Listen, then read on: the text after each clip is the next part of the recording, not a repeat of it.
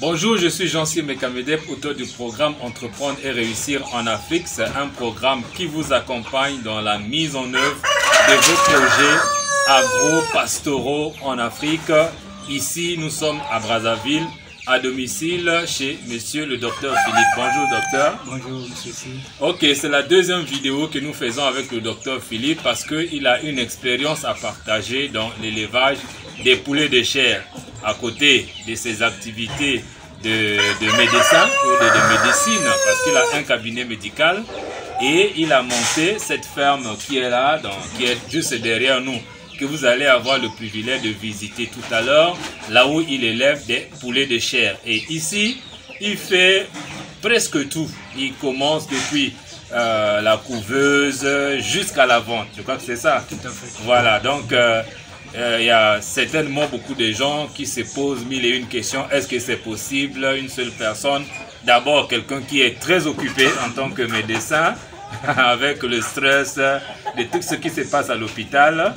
Ok, alors donc le but de cette vidéo, c'est pour nous dire en quelques mots comment est-ce que tu fais déjà au niveau de la couveuse. Vous avez acheté une couveuse, on va dire, fait maison, fabriquée ici à Brazzaville. Tout à fait, une couveuse locale. Ok, une couveuse locale. Alors, comment est-ce que vous y prenez? Comment ça se passe déjà au niveau de la couveuse? Au niveau de la couveuse, tellement que j'ai déjà des coques et des poules qui sont matures. Donc, à partir des œufs qu'ils donnent, c'est déjà des œufs fécondés. Ouais, donc moi, je prends, c'est-à-dire que j'essaie un peu de collecter les œufs. Au moment où j'ai près de 20 œufs, 25, 30, je place dans la couveuse. Après 25 jours, j'ai l'éclosion. Donc même là, quand on va essayer un peu de balancer les cases qui sont là derrière, on verra que j'ai des poussins qui commencent dès l'éclosion jusqu'à ce qu'ils deviennent adultes. Donc tous les coqs qui sont ici, en dehors des 4 coqs adultes, le reste c'est des poules qui sont en fait éclos ici et qui grandissent en fait dans les petits hangars que j'ai derrière ici. Alors la majorité des gens commandent les poussins d'un jour, en Europe généralement. Mais toi, est-ce que tu sais qu'il y a cette possibilité-là de commander les poussins d'un jour, là où au lieu que tu fasses encore l'éclosion, passer par la couveuse, mais directement tu te lances dans l'élevage? D'où est né ce choix-là? C'est venu comment? Ça a commencé comment? Si je connais déjà qu'il y a des commandes qu'on peut passer, mais moi, le plus grand désir que je préfère en fait, que l'éclosion, c'est-à-dire que les œufs, qu'on puisse avoir beaucoup de femelles et avoir beaucoup d'œufs qu'on peut mettre dans les couveuses. C'est-à-dire que d'une manière ou bien soit faire perfectionner en fait d'autres couveuses, soit faire passer les commandes, les couveuses modernes et que tout se passe en fait sur place. Parce que sur le commande, il y a beaucoup plus de pertes. Mais si on pouvait réaliser au moins que l'éclosion se fasse sur place, il y aura moins d'échecs, moins de pertes que les poussins qui pouvaient venir aussi d'ailleurs. Donc ça veut dire qu'avec ce que tu fais ici à domicile, tu as moins de pertes par rapport à lorsque on fait venir les poussins d'un jour ailleurs. Tout à fait, parce que déjà là toi-même tu sais que dès qu'il naît c'est la suivi, comment tu vas t'en prendre. Mais quand c'est des sujets qui viennent d'ailleurs, bon tu ne sais même pas, parce que quand j'ai commencé dès le départ c'est ce que j'avais fait. J'ai acheté des poussins que j'ai amenés ici. Mais dans ce désir-là, on voulait en fait perfectionner, parce que là nous sommes en fait en train de mettre les pas, parce que c'est un projet, un grand projet d'avenir. Donc là nous sommes en train de s'acquérir beaucoup de connaissances pour éviter quand on va lancer le projet qu'il y ait moins d'échecs en fait. Mais déjà que la couveuse que nous avons sur place ici, déjà nous donne des rendements, au moins les rendements qui sont fiables. Parce que nous étaient les perturbations en fait de délaissage de courant que nous avions. Mais sinon quand vous mettez les œufs, ça dit que les poussins qui s'éclosent, donc quand même par rapport au nombre de œufs que vous avez placés, quand même on peut dire que c'est à 80% de fiabilité. 80% de fiabilité. Alors ta couveuse a une capacité de combien des œufs? Donc la couveuse que j'ai là, la capacité c'est 400 œufs. c'est 400. Mais par contre, par rapport au nombre de femelles que j'ai encore ici, et dans le stade en fait d'expérimentation, donc je ne m'hasarde pas d'avoir à mettre à place au moins les 400. Parce qu'avec les délaissages que nous avons, je me mise au moins à mettre seulement 20-30 œufs, soit au défaut, je pourrais arriver aussi à 60. Mais parce que là aussi, compte tenu tous les équipements en fait ne sont pas sur place, parce que peut-être que si on pouvait s'hasarder à mettre au moins beaucoup d'œufs, il faudrait qu'il y ait d'abord un groupe pour prendre au moins tous ces dispositifs là. Quand il n'y a pas le courant, on peut au moins quelle source alimenter encore la couveuse. Ah, ok. Alors maintenant, avec cette pratique là où tu fais tout à domicile et tu as un couvoir ou une couveuse, est-ce que lorsque les œufs éclorent, lorsque les poussins sortent, est-ce que tu as besoin de les vacciner? Parce qu'avec les poussins qui viennent d'ailleurs, d'ailleurs depuis le couvoir, il faut les vacciner. Et quand ça arrive au niveau de la poussinière, il faut les vacciner. Est-ce que tu as cette pratique-là ici? Bon, la pratique en fait, d'abord, quand c'est des sujets que nous consommons nous-mêmes, vraiment, les sujets qui sont ici, aucun sujet ne reçoit un vaccin. Voilà, d'abord, c'est peut-être que ce que nous faisons, au moins, il y a des herbes qu'on peut utiliser. Nous mettons dès l'éclosion, on peut utiliser certaines herbes que nous donnons et jusqu'à la maturité, vraiment, c'est des poules qui ne prennent ni antibiotiques ni vaccins chez moi ici. Jusqu'à la maturité, tout ce que j'ai ici, aucun sujet n'est vacciné. Donc, même quand vous allez me poser compte tenu, je suis encore pas trop mûr. Mais même je ne connais pas où est-ce qu'on achète ces vaccins pour leur donner. Ah d'accord. Donc moins de pertes, voilà. Pas de vaccins, pas d'antibiotiques. Alors du coup la question qui se pose, quelle race tu utilises? Ça donne l'impression que tu utilises le poulet batéké. Bon, pas comme tel le poulet batéké, mais la race qui est ici c'est en fait le métissé. Moi je trouve que cette race au moins résiste beaucoup par rapport quand j'avais commencé avec les coqueliers. Les coqueliers sont beaucoup plus fragiles, mais la race que j'ai ici, vraiment dès la naissance jusqu'à la maturité, il n'y a pas vraiment de perte de sujet en tant que... Alors quand tu dis métissé, tout à l'heure tu m'as donné un nom, nom de... Oui, par exemple ici les métissés, j'ai les blés de l'Hollande, j'ai les pondeuses noires ici, j'ai les brahmas que j'ai ici. Donc ces croisements-là vraiment, c'est des poussins qui naissent, c'est-à-dire qu'ils sont robustes dès la naissance. Et maintenant, quand ils grandissent aussi, les résultats sont là, les gens pourraient voir aussi les vidéos qui sont là. Oui, parce que quelqu'un m'avait posé la question, est-ce qu'à Brazzaville on peut trouver des races pures? Moi je dis non.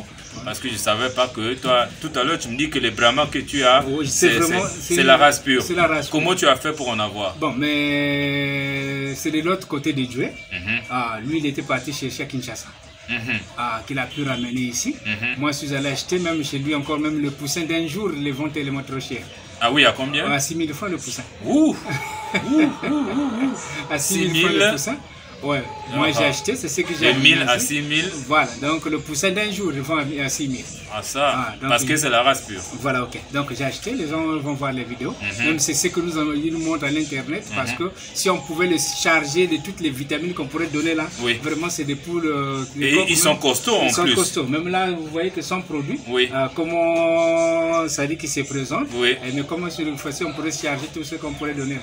En tout cas, tu as raison de dire que tu as un projet. Bon, on ne va pas parler du projet maintenant parce que là, ça peut être une solution vraiment, surtout pour les amoureux de tout ce qui est bio, de tout ce qui est naturel, manger un bon poulet, voilà, en utilisant les herbes. C'est vrai que là, tu ne veux pas encore...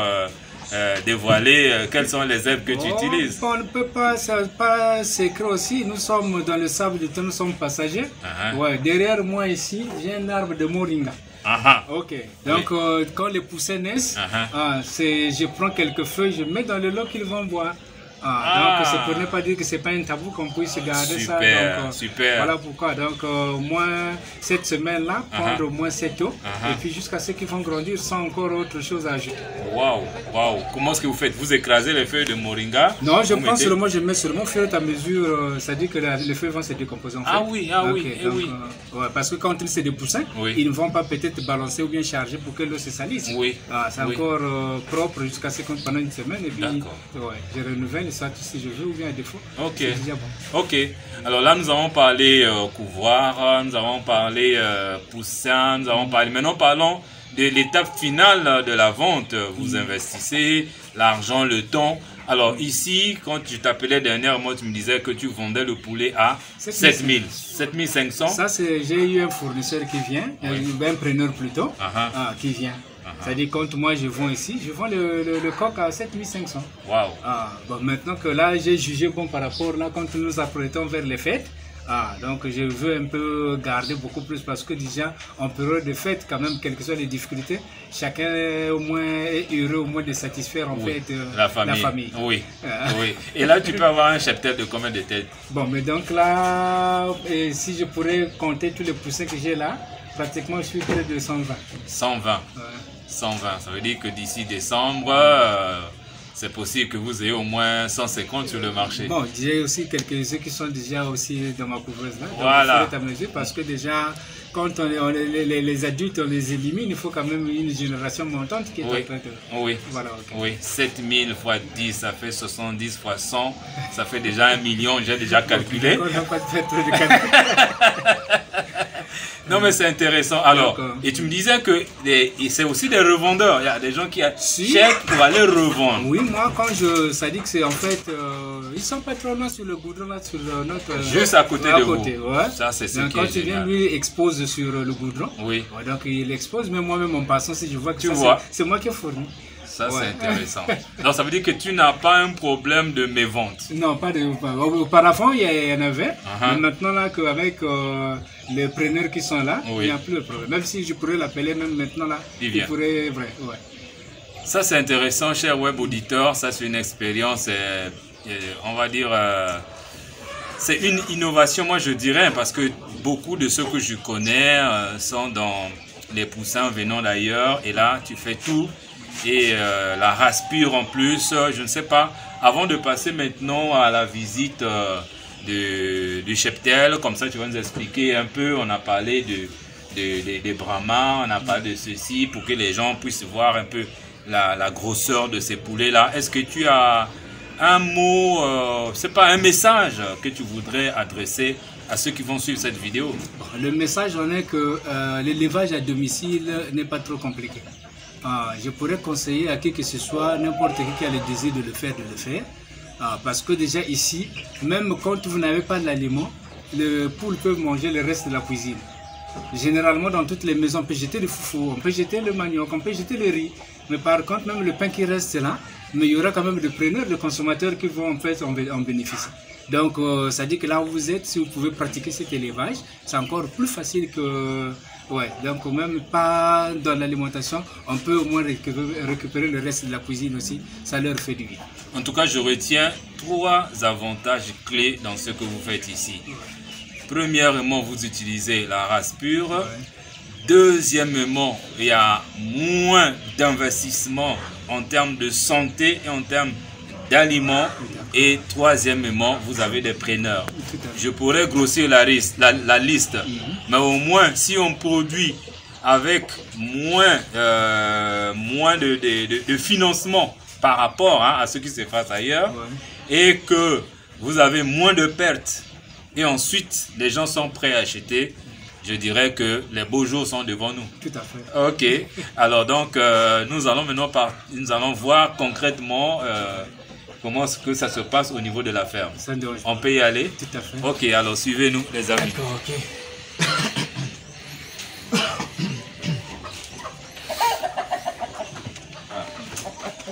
Ok. Je peux rentrer ici, hein. Voilà. Donc ça, par exemple, ça.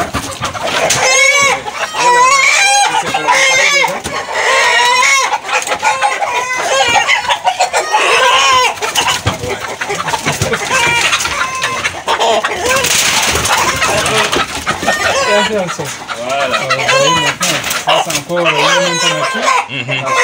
Encore sorti. Vous voyez que c'est encore les enfants. Oui. Ouais. Encore des petits coqs. Mais déjà très gros. Ouais, ça commence à pèse déjà. Très gros. Ouais. Waouh. Regarde les pattes. Ouais, ça c'est des brahmas plus. Les brahmas plus. Voilà. Ok. Là. Oui.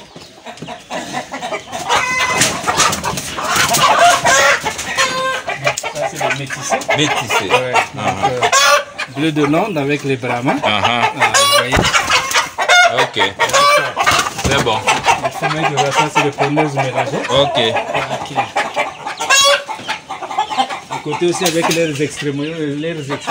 Vous utilisez un peu pour mettre un peu les épinards à côté. Tu peux filmer, hein, le caméraman. Voilà. Ça, les donc les déjections. Voilà, donc on ne jette rien. On ne jette rien. Hein, quand ça sort là-bas, ce qui est comme saleté. Hein, et ça. Et là, c'est des poussins. Là, des poussins, j'ai des Brahma ici. J'ai presque la majorité tout ce qui est une petite poussinière qui est là. Très bien. La continuité. Là, j'ai des poulets de chair. J'ai aussi quelques Brahma ici. Donc, lui aussi, il est pur. Et malgré qu'il avait connu un retard de croissance.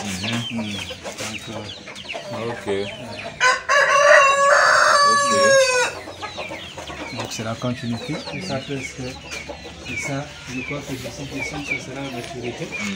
Donc, les gens pourront en profiter pour au moins mettre quelque chose dans la dent. En tout cas, bien passer les fêtes en famille. Hein. Avec du bon poulet. Voilà, ok. Donc, et ici, vous aviez prévu. Donc là, au fur et à mesure, donc c'est un peu. Ça, c'est les abreuvoirs, tout ça là. Les mangeoires aussi. Maintenant, on peut aller voir le pouvoir. D'accord, c'est la couveuse.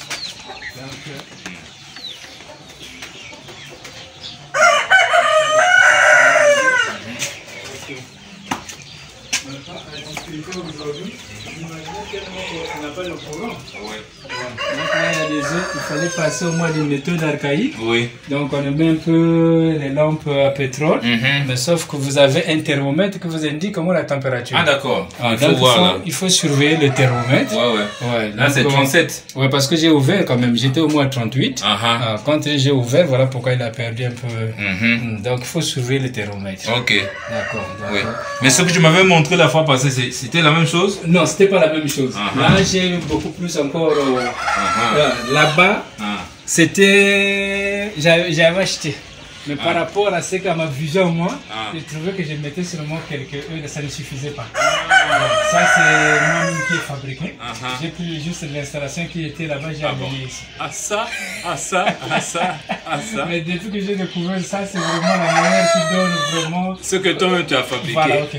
J'ai pris juste l'installation qui était là-bas dans la couveuse que j'avais achetée. J'ai monté cette caisse moi-même, je me suis fait mélanger ici. Ok, j'ai fabriqué ça. Chers web auditeurs, ça fait vraiment plaisir de voir l'ingéniosité que nous avons ici au niveau local au Congo. Merci docteur de nous avoir en fait formé ou informé sur tes activités ici. Si vous avez aimé cette vidéo, n'oubliez pas de nous faire un commentaire, de la partager parce que nous voulons que beaucoup de gens puissent se lancer dans l'élevage. Et si vous avez besoin aussi de la formation sur les bonnes pratiques de l'élevage, comment monter une ferme, l'aspect technique, alimentation, santé, allez juste dans la description de cette vidéo pour aller prendre les formations qui sont déjà à votre disposition. Et n'oubliez pas de vous abonner aussi sur cette chaîne YouTube en cliquant sur le bouton s'abonner. Docteur, merci beaucoup. Merci. Ok, merci et à bientôt.